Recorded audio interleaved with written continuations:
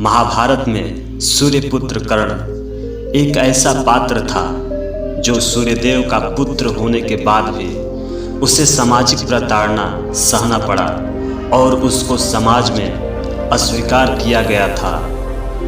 लेकिन कर्ण ने पांडवों यानी अपने भाइयों का साथ न देकर कौरवों यानी अधर्मियों का साथ दिया था। ऐसा करने के बाद भी क्या हुआ होगा कि श्री कृष्ण को कर्ण का अंतिम संस्कार करना पड़ा। शायद आप लोग सोचते होंगे कि कर्ण श्री कृष्ण की बुआ का पुत्र था और ज्येष्ठ पांडव था, इसलिए जी नहीं, कारण कुछ और था। जानने के लिए पूरा वीडियो अवश्य देखें। हम जानते हैं कि कर्ण कुंती और सूर्यदेव के पुत्र थे। दुर्वासा ऋषि के वरदान को परखने के लिए कुंती ने अविवाहित होते हुए भी कर्ण का जन्म दिया था। उसके बाद लोकलाज के कारण उसे गंगा में बहा दिया था। पितामह भीष्म के रथ सारथी अधिरथ व उसकी पत्नी ने उसका पालन पोषण किया था, जिसके कारण कर्ण को सूत पुत्र कर्ण कहा जाता था।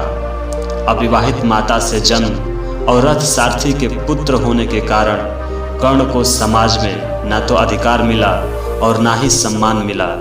इसी तरह कर्ण द्रौपदी को जीवन संगिनी बनाना चाहते थे, लेकिन सूत पुत्र के कारण द्रौपदी ने इनकार कर दिया था। इन सभी कारणों से कर्ण पांडवों से नफरत करने लगे और कुरुक्षेत्र में कौरवों का साथ दिया था। कुरुक्षेत्र के अंतिम युद्ध के समय वह दुर्योधन से कहकर अपनी पत्नी पुनर्वी से युद्ध के लिए तुगलब लेने आए थे, किंतु पुनर्वी अपनी पत्नी को युद्ध में जाने नहीं देना चाहती थी। फिर भी वह तुगलब दे देती है। जल्दी जल्दी में गलत हाथों से तुगलब दे दिया, जो अशुभ माना जाता है। पत्नी के द्वारा इस अशुभ संकेत से कर्ण जान गया था कि आज उसकी मृत्यु निश्चित है। लेकिन जो योद्धा युद्ध और मृत्यु से मुंह मोड़ ले तो वह महारथी कर्ण कैसा।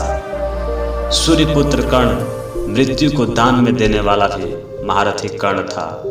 वह पुनर्वी से इतना कहकर निकल गए कि तुम मेरी राह मत देखना।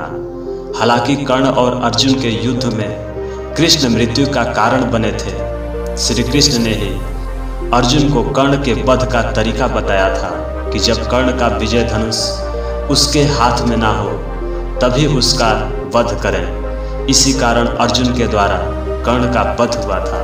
सूर्यपुत्र कर्ण साहसी के साथ दानवीर राजा था। इसी कारण श्री कृष्ण कर्ण के मृत्यु के समय भी दान की परीक्षा ली। तब कर्ण ने अपने सोने का दांत तथा अपने सारे पुण्य कर्म भगवान कृष्ण को दान में दे दिया था। इस दानवीरता से प्रसन्न होकर कृष्ण ने कर्ण को वरदान मांगने को कहा। कर्ण ने वरदान रूप में अपने साथ हुए अन्याय को याद करते हुए भगवान कृष्ण से उसके अगले जन्म के वर्ग के लोगों को कल्याण करने को कहा। दूसरे रूप में भगवान कृष्ण के राज्य में जन्म लेने तथा तीसरे वरदान के रूप में अपना अंतिम संस्कार वही हो जहां पाप न हुआ हो। वरदान देते समय भगवान कृष्ण ने सारे वरदान स्वीकार कर लिए, परंतु तीसरे वरदान से श्री कृष्ण दुविधा में आ गए और सोचने लगे जहां पाप न हुआ हो। ऐसे में भगवान कृष्ण को समझ में नहीं आया कि कौन सी जगह है जहां पाप न हुआ हो। वचनबद्ध होने के कारण भगवान कृष्ण ने कर्ण का अंतिम संस्कार किया और अपने हाथों से किया तथा वरदान को पूरा किया। इस तरह अधर्म का साथ देने के बावजूद भी दानवीरता और बिना छल के युद्ध लड़ने के बाद भी वीरता के कारण भगवान कृष्ण को अपने हाथों से अंतिम संस्कार करना पड़ा। तो साथियों, इस वीडियोज में इतना ही। मिलेंगे अगले प्रकरण में, तब तक के लिए धन्यवाद।